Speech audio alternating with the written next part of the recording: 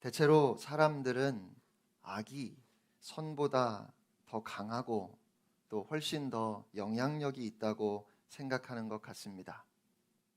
악한 사람 9명이 모인 곳에 선한 사람 1명이 가면 그 선한 한 사람 때문에 악한 9사람이 선하게 변하는 것이 아니라 선한 사람 1명이 악에 물들 거라고 걱정하고 선한 사람 9명이 모인 곳에 악한 사람 1명이 가면 그 악한 한 사람 때문에 선한 사람 9명이 다 악에 물들 거라고 걱정한다는 것입니다.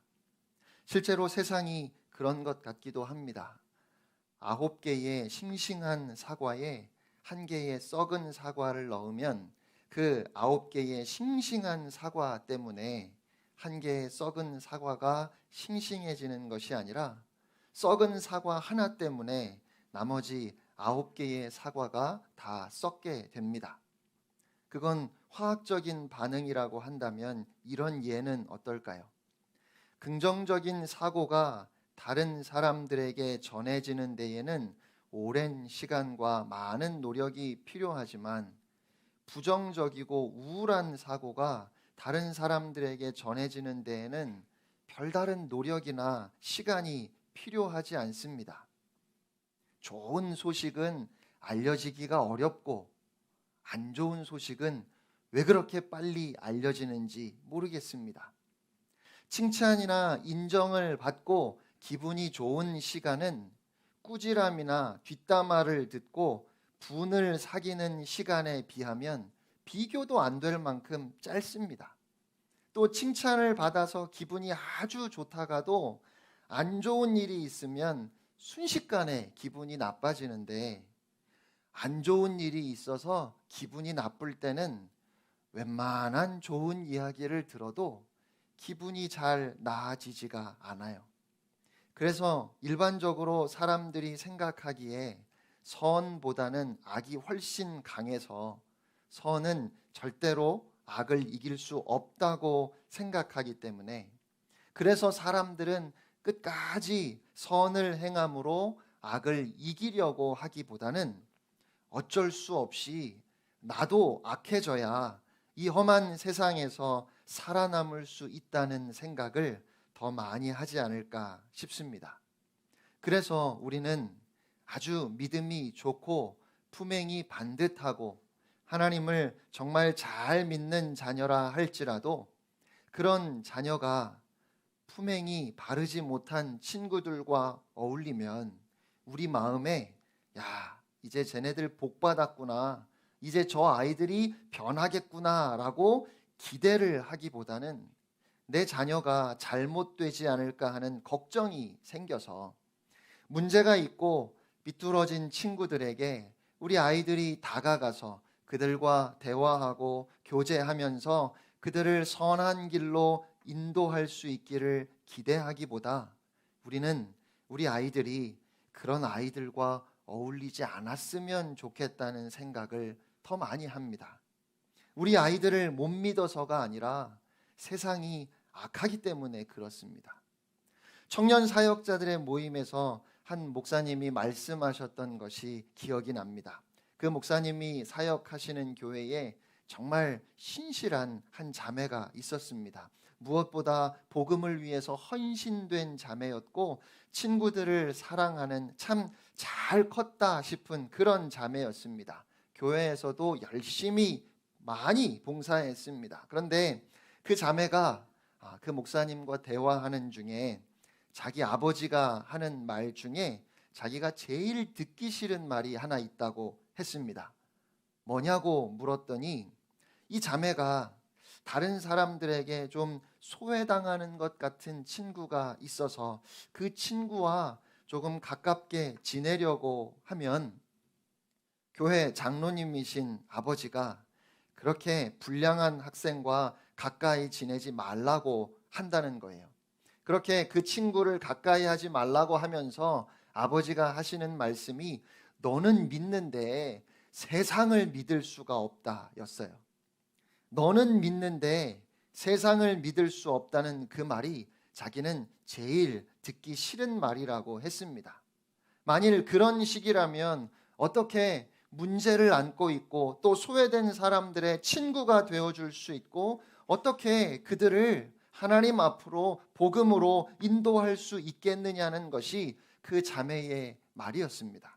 여러분, 저는 그 자매의 말이 맞다고 생각합니다. 그런데 그 아버지의 마음도 충분히 공감이 됩니다. 저도 아버지이기 때문에 그렇습니다. 자녀들이 친구들에게 줄 수 있는 좋지 않은 영향은 생각하지 않고 다른 아이들이 자기 자녀에게 줄 수 있는 좋지 않은 영향만 염려하는 부모의 이기심일지도 모르겠습니다.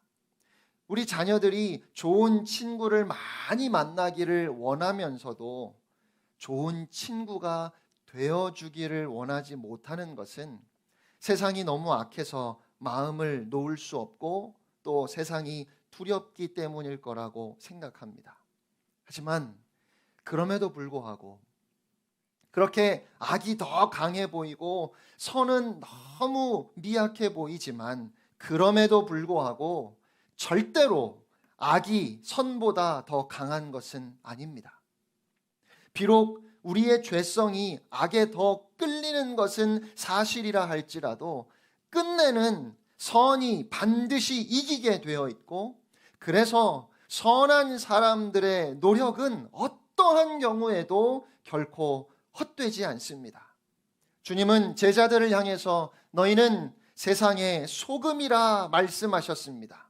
여러분, 약 3.5%의 소금 때문에 바닷물이 짜다는 사실을 아시지요?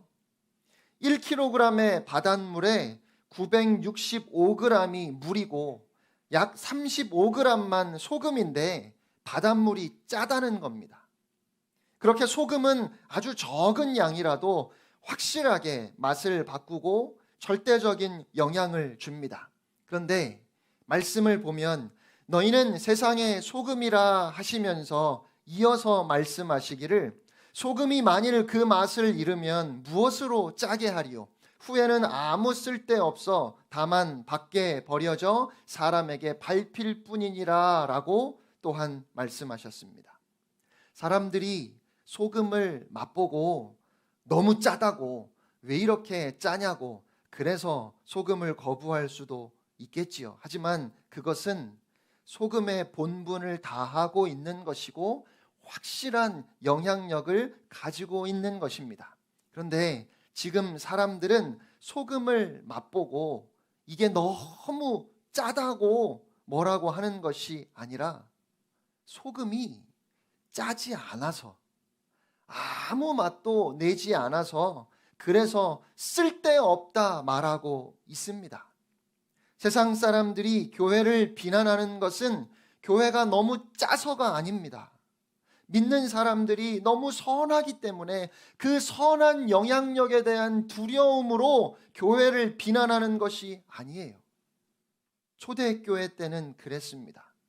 초대교회 당시에는 사람들이 예수를 믿는 저들을 보면서 양심의 가책을 느끼기도 하고 믿는 사람들의 그 삶을 보면서 도대체 어떻게 저렇게 살 수 있는 건지 도무지 상식적이지 않은 그 다름을 이해할 수 없어서 두려움을 느끼기도 했고 어떻게 그럴 수 있는지 그 소망의 이유를 물어오기도 했습니다.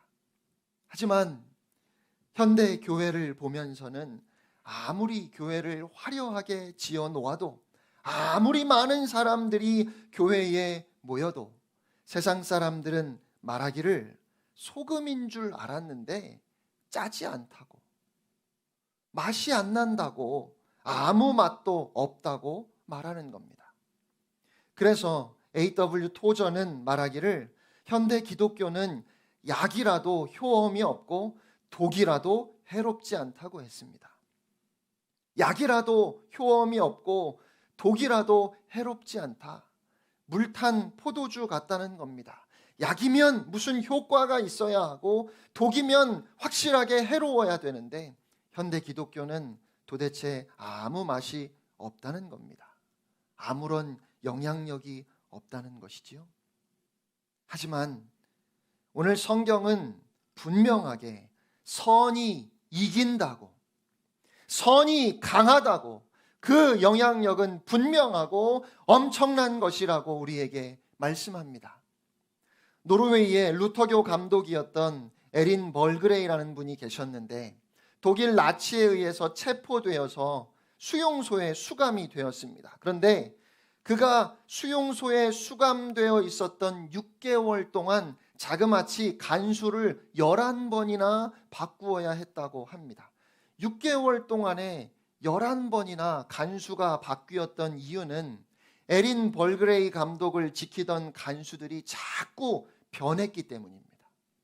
억울하게 갇혀서 고난을 당하면서도 그가 보여주는 여유와 너그러움과 그 선함에 간수들이 자꾸 감동을 받으니까 나치가 11번이나 그 간수를 바꾸었다고 해요. 오늘 본문 말씀은 사실 어려운 말씀이 없습니다. 여러분이 그냥 보시기에도 딱히 설명이 필요한 말씀이 없지요? 그러니까 이해하는 데는 문제가 없어요. 그러면 뭐가 문제일까요? 순종하기가 어려워요. 도대체 나를 박해하는 사람을 어떻게 축복할까요?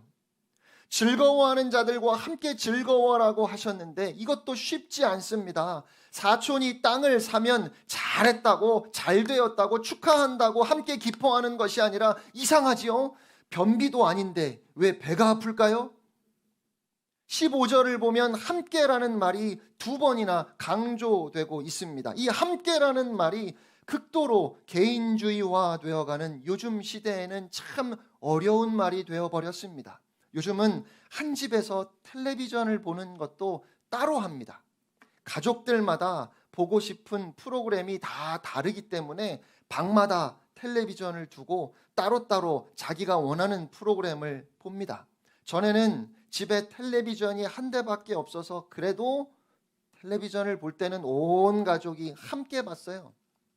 그 이전에는 마을에 텔레비전이 한 집에만 있어가지고 온 마을 사람들이 다 그 집에 모여서 함께 봤습니다. 그러니까 꼭 이 말씀의 의미는 아니더라도 어쨌든 TV를 그렇게 함께 보면서 함께 웃기도 하고 함께 울기도 했어요. 그런데 지금은 각자가 따로 휴대폰만 보고 있습니다. 누군가 나에게 악하게 하면 말이라도 좀 똑같이 갚아줘야 속이 시원할 것 같은데 오늘 주님은 악을 악으로 갚지 말라고 하십니다. 악을 악으로 갚지 말라 하시는 이유는 그 악과 싸우다가 우리도 악해질 수 있기 때문입니다. 우리가 뭐라고 하지요? 나만 이렇게 당하고만 있을 수는 없잖아요. 늘 그렇게 이야기합니다. 그런데요, 그것이 마귀의 목표예요. 마귀의 목표는 우리를 괴롭게 하는 것이 아닙니다. 우리를 자기랑 똑같이 악하게 대응하게 만드는 거예요. 그래서 주님은 악을 악으로 갚지 말라고 하십니다. 그런데 그것이 쉽지 않아요. 18절에 모든 사람과 더불어 화목하라고 하시면서는 할 수 있거든이라고 단서를 붙이셨는데요. 그러니까 못해도 된다 이런 말씀이 아니라 우리가 양심에 따라 진리의 편에, 정의의 편에 설 때 어쩔 수 없이 불화할 수 있습니다. 불의와 타협하기를 거절하고 하나님의 편에 서기 위해서 미움을 받을 수 있어요. 그러나 그런 경우를 제외하고는 모든 사람과 더불어 화목하라고 말씀하시는 것입니다. 그리고 직접 원수를 갚으려 하지 말고 오히려 원수에게 필요한 것을 베풀라고 하십니다. 20절 말씀은 조금 설명이 필요할 것 같아요. 숯불을 그 머리에 쌓아놓으리라는 말씀이 언뜻 이해가 잘 안 되지요. 이 말씀은 잠언 25장 21절 22절 말씀을 인용한 겁니다. 내 원수가 배고파 하거든 음식을 먹이고 목말라 하거든 물을 마시게 하라. 그리하는 것은 핀 숯을 그의 머리에 놓는 것과 일반이요 여호와께서 내게 갚아 주시리라. 날씨가 추운 날 아주 소중했던 것이 화로의 숯불이었습니다. 때때로 이웃의 숯불을 빌리러 갈 때가 있습니다. 그때 화로를 머리에 이고 가서 불을 빌려달라고 부탁합니다. 그러면 비록 그리 넉넉하지 않고 또 나에게도 참 소중한 숯불이지만 이웃에게 숯불을 빌려줘요. 그러면 이웃은 머리에 숯불을 이고 집으로 돌아갑니다. 그런데 그냥 이웃도 아니고 원수가 배고프고 목말라 하는 것을 보고 그 필요를 우리가 채워줄 때 그것이 그에게 숯불을 빌려주어서 그의 머리 위에 놓는 것과 같다는 말씀입니다. 얼마나 창피할까요? 나는 그에게 원수같이 굴었는데 그가 나의 필요를 채워줄 때 그 원수가 부끄러움을 느끼게 되고 모든 것을 하나님이 기억하시고 갚아주실 것이니까 너희는 끝까지 오직 사랑으로 대하라 말씀하시는 겁니다. 그래서 이 모든 말씀의 결론으로 악에게 지지 말고 선으로 악을 이기라고 하십니다. 여러분, 본문 말씀이 다 이해가 되시지요? 어려운 말씀이 없잖아요. 그러면 말씀을 이해했으면 어떻게 해야 될까요? 순종해야지요. 그런데 본문 말씀대로 순종하는 것이 이렇게 살아내는 것이 어려울 것 같아요. 아니, 솔직히 가능할 것 같지가 않아요. 그래서 오늘 본문은 전혀 어렵지 않은데 참 어려운 말씀입니다. 이 말씀을 어떻게 전하고 또 어떻게 나누어야 할까 제가 고민이 많았는데요. 오늘은 제가 좀 안 어울리게 숲 이야기를, 나무 이야기, 꽃 이야기를 좀 하려고 합니다. 제가 지난 월요일 새벽에 가을에 있을 교단 행사 답사를 위해서 제주도에 내려갔었어요. 그래서 몇 군데 숙소도 돌아보고 또 진행할 프로그램들 또 세미나 장소도 확인해 보고 그리고 화요일 오전에 일찍 다시 서울로 올라올 예정이었는데요. 바람이 너무 많이 불어서 제주 공항이 폐쇄가 됐어요. 비행기가 다 결항이 됐습니다. 문제는 비행기 표를 구할 수가 없는 겁니다. 결항이 돼서 못 간 사람들이 한꺼번에 몰리니까 수요일까지는 아예 표가 없고 목요일 오후에나 갈 수 있다고 하더라고요. 제가 처음 겪는 일이라서 어떻게 해야 될지 몰라 고생을 했는데 그래도 정말 감사하게 수요일 오후 비행기 티켓을 구해서 푸른 초장 전에 겨우 올라왔습니다. 그런데 이번에 제가 제주에 가서 환상숲 곶자왈 공원을 처음 가봤는데요. 아마 여러분 중에 가보신 분도 계실 것 같고 혹시 안 가보셨으면 제주도에 가시면 꼭 환상숲 곶자왈 공원이라는 곳을 가보시길 추천해 드립니다. 제가 거기서 받은 거 아무것도 없어요. 네, 뭐 여러분이 간다고 저한테 오는 건 없습니다.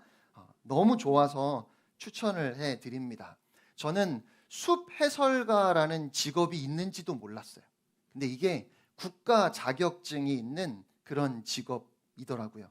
전문 숲 해설가가 한 1시간 정도 안내하면서 숲에 대해서 풀과 나무, 꽃에 대해서 설명을 해 주는데 여러분이 아시는 것처럼 제가 서울 촌놈이라 나무도 풀도 꽃도 뭐 이런 거 정말 관심이 없잖아요. 그런데 이번에 숲 해설가의 설명을 들으면서 숲을 보니까 정말 감동이 되었어요.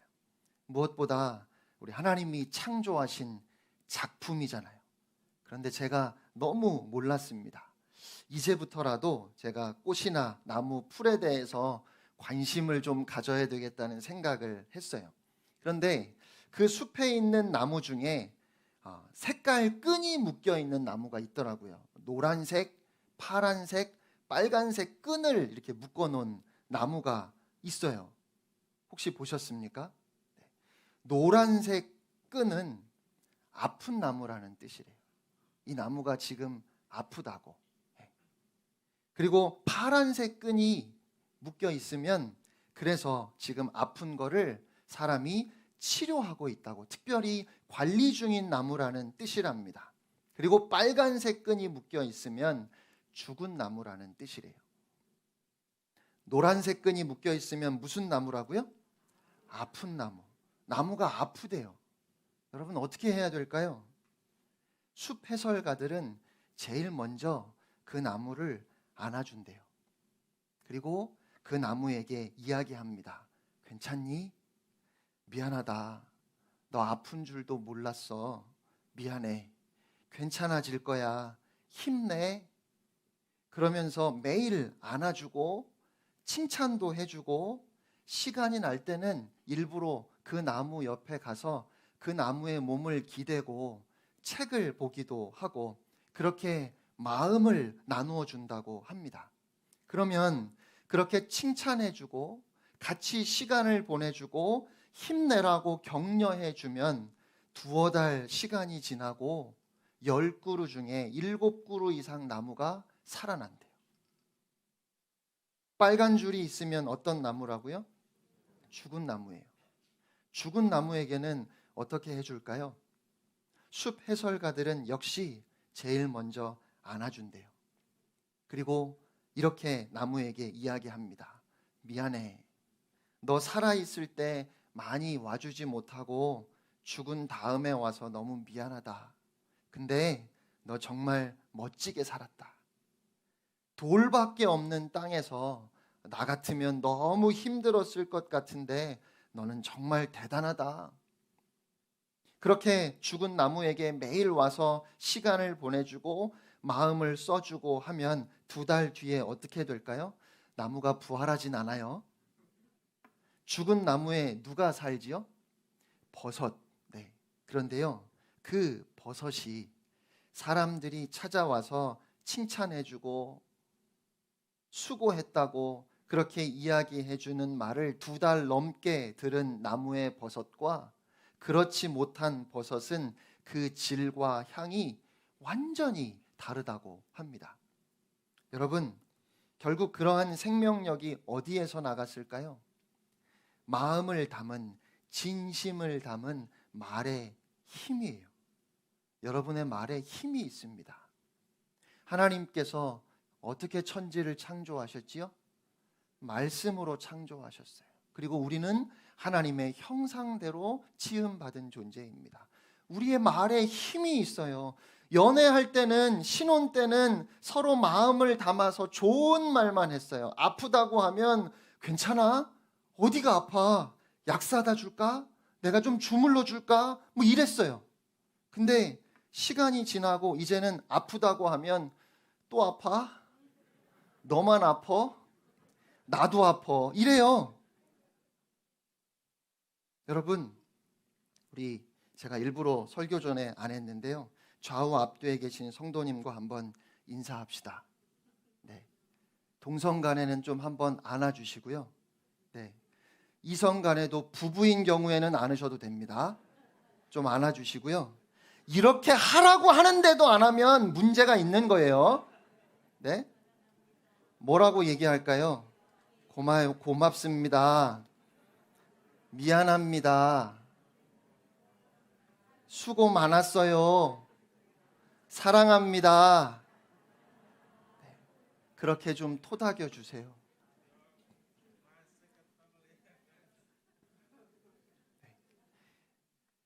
많이 안아주시기를 바랍니다. 그렇게 숲 해설가의 안내를 받아서 숲을 돌아보는데 키 작은 나무 앞에 서더니 가까이 와서 냄새를 맡아보라고 하더라고요. 또 시키는 대로 냄새를 맡아봤는데 아무 냄새가 안 나요. 다시 손으로 이파리를 좀 이렇게 비벼서 냄새를 맡아보래요. 냄새가 굉장히 강하더라고요. 제피나무였어요. 그냥 가만히 냄새를 맡으면 냄새가 안 나요. 그런데 한 1분만 그 이파리를 비비고 괴롭히면 냄새가 500m까지 간다고 합니다. 여러분, 왜 그런 걸까요? 왜 가만히 있을 때는 냄새가 안 나다가 비비면 냄새가 날까요? 건드리지 말라는 거예요. 나 좀 건드리지 말라고. 모든 식물은 자기만의 고유의 냄새가 있다고 해요. 그렇게 자기를 지키려고 식물이 내는 냄새를 네 글자로 뭐라고 하는지 아십니까? 피톤치드라고 합니다. 그런데 제피나무는 특히 그 가시가 아주 독하다고 해요. 왜 그럴까요? 가시도 자기를 보호하기 위한 거예요. 제피나무가 키가 작더라고요. 그러니까 사람들이 등산하다가 제피나무가 걸리적거리면 어떻게 할까요? 발로 밟든지 뽑아서 던져버릴 것 같아요. 동물들도 마찬가지겠죠. 그러니까 제피나무 가시가 왜 독해요? 자기가 약하니까 자기를 보호하려고, 자기를 지키려고 그러는 거예요. 그러면 여러분 아시겠죠? 요즘 그 인간 왜 그래요? 말 한마디를 곱게 하는 법이 없어요. 아이고, 세상에 가시도 그런 가시가 없지요. 말만 하면 자꾸 다른 사람에게 상처를 줘요. 왜 그래요? 약해서 그래요. 힘들어서 그래요. 그러면 어떻게 해줘야 되겠습니까? 여러분을 찌르는 사람에게 당신 요즘 많이 힘들지 하면서 안아주면 되는 거예요. 그런데 안아주려면 제피나무에 뭐가 있다고요? 가시가 있어요. 그 가시를 참고 안아줘야 되는 거예요.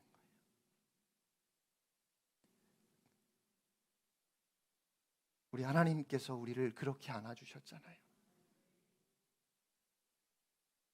하나만 더 이야기를 하면 그 숲 해설가님이 가장 좋아하는 나무가 천리향이래요. 여러분 천리향 아시죠? 네. 천리향은 추운 겨울에 꽃이 핍니다. 제주에서 그해 가장 처음으로 꽃을 피우는 것이 천리향이라고 해요. 그래서 천리향 꽃이 피면 이제 곧 봄이 시작되겠구나라는 희망을 갖게 한다고 합니다. 꽃이 피면 그 향기가 천리를 간다 그래서 그 이름이 천리향이에요. 천리향 꽃 색깔이 다양한데 사진 하나 보여주실래요? 네, 흰색 꽃을 빼고 나머진 다 외래종이래요. 그러니까 우리나라 천리향은 꽃이 무슨 색이라고요? 흰색. 그리고 고향은 제주도입니다. 그런데요, 천리향은 왜 꽃이 피면 그 향기가 천리까지 갈까요? 천리면 400km인데 아무래도 좀 한국 사람들의 과장이 많이 들어가지 않았나 싶기는 해요. 근데 왜 그렇게 향기가 멀리 갈까요? 식물이 향기를 내는 건 두 가지 목적이 있습니다. 아까 말씀드린 것처럼 자기를 보호하기 위한 수단이기도 하고 또 다른 하나는 수정을 하기 위한 거예요. 식물이 수정하기 위해서 벌이나 나비가 날라와야 되는데요. 천리향은 왜 그렇게 향기를 멀리까지 보낼까요? 향기를 조금만 내면 벌과 나비가 안 올까 봐 그래요. 안 오는 것이 아니라 못 와요. 천리향은 깊고 어두운 동굴이나 나무 그늘 밑에 사는 극음직과 식물입니다. 그러니까 꽃이 아무리 예뻐도 그렇게 향기를 내지 않으면 아무도 안 찾아올까 봐 그렇게 멀리까지 향기를 보내는 겁니다. 그러면 천리향의 향기를 맡고 날아온 나비나 벌이 꽃이 여러 개가 있는데 그 중에 어느 꽃을 제일 먼저 수정시킬까요? 향기가 가장 많이 나는 꽃을 수정시킵니다. 그런데 정말 놀라운 것은요, 그러면 그렇게 수정된 꽃만 향기가 사라진대. 왜 그럴까요? 언니가 살아보니까 그늘에서, 심지어 어두운 동굴에서 시집 가기가 얼마나 힘든지 그걸 알아요. 그래서 먼저 시집 간 언니는 자기 향기를 철저하게 숨깁니다. 그리고 둘째 꽃이 수정이 되면 역시 향기를 숨겨요. 언제까지 향기를 숨길까요? 맨 마지막에 막내가 시집 가서 향기가 사라질 때까지 모든 언니의 향기가 사라집니다. 그러니까 천리향이 가지고 있는 진정한 힘은 천리까지 멀리 향기를 보내는 능력이 아니라 얼마든지 더 향기를 낼 수 있어요. 하지만 내가 수정이 되는 순간 다른 꽃들을 위해서 그 향기를 감추고 배려할 줄 아는 마음이, 그것이 천리양의 진정한 힘이 아닐까 싶은 생각이 들어요. 그리고 마지막 꽃까지 다 수정이 되고 나면 그동안 감추었던 향기를, 참았던 향기를 모든 꽃들이 함께 발산하는데, 그때 최고의 향기를 맡을 수 있다고 합니다. 아마 여러분들 중에는 나도 천리양처럼 햇빛이 들지 않는 음지에서, 아니 깊고 어두운 동굴 속에서 살아왔다 싶은 분들이 계실 것 같아요. 그런데 여러분, 힘내십시오. 우리에게 천리양보다 훨씬 더 진한 예수 향기가 품어져 있습니다. 그러니까 포기하지 마세요. 우리 주님이 우리로 하여금 반드시 성령의 열매를 맺게 하실 겁니다. 그런데 그렇게 힘들고 어려운 현실을 우리가 다 너무 잘 알고 있으니까, 그러니까 서로를 격려하면서, 서로를 배려하면서 함께 자라가야 하지 않겠습니까?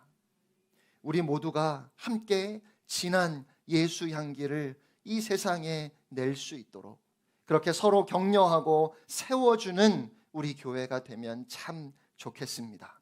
사랑하는 성도 여러분, 사랑에는 거짓이 없어야 합니다. 악한 것을 미워하고 선한 것을 굳게 잡으십시오.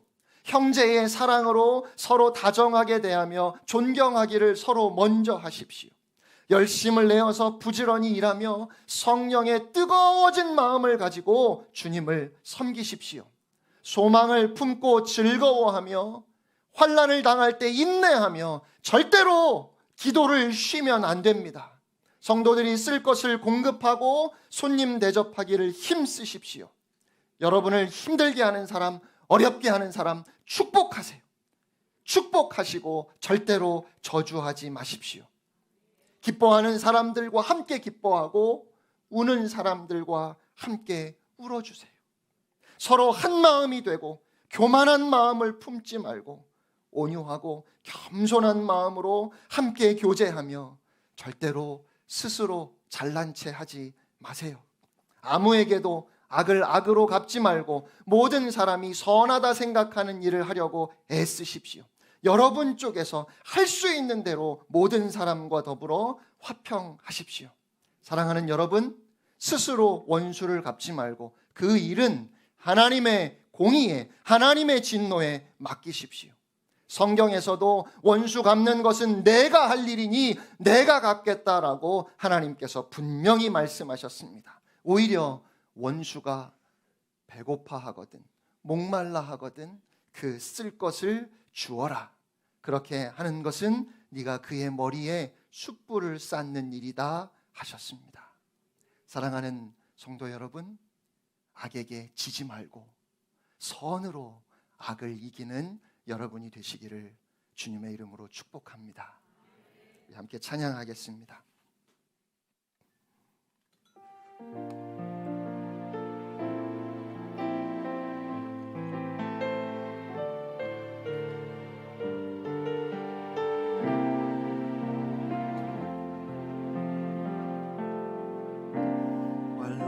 가난과 고난 수고로움 속에도 성도는 그 믿음을 지켰네. 주를 섬기는 일에 자신을 다드리며 진리의 말씀과 성령으로 우리 다시 한번 같은 부분 찬양합니다. 환난 가난과 고난 수고로움 속에도 성도는 그 믿음을 지켰네. 주를 섬기는 일에 자신을 다드리며 진리의 말씀과 성령으로 그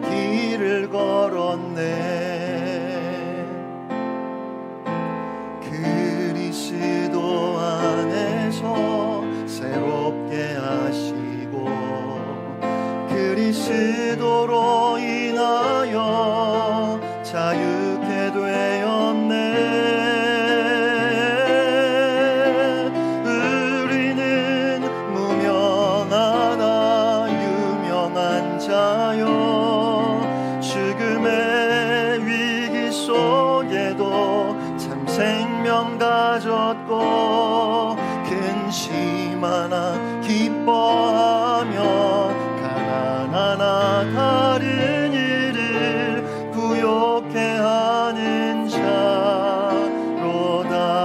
우리는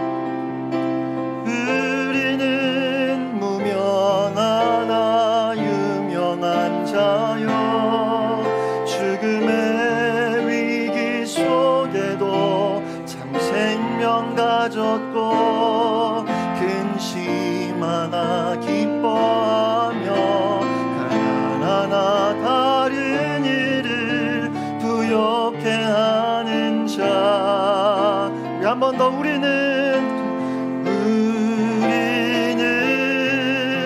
무명하나 유명한 자요 죽음의 위기 속에도 참 생명 가졌고 근심 하나 기뻐하며 가난하나 다른 이를 부욕해 하는 자로다. 모든 것 가진 자로다. 모든 것 가진 자로다.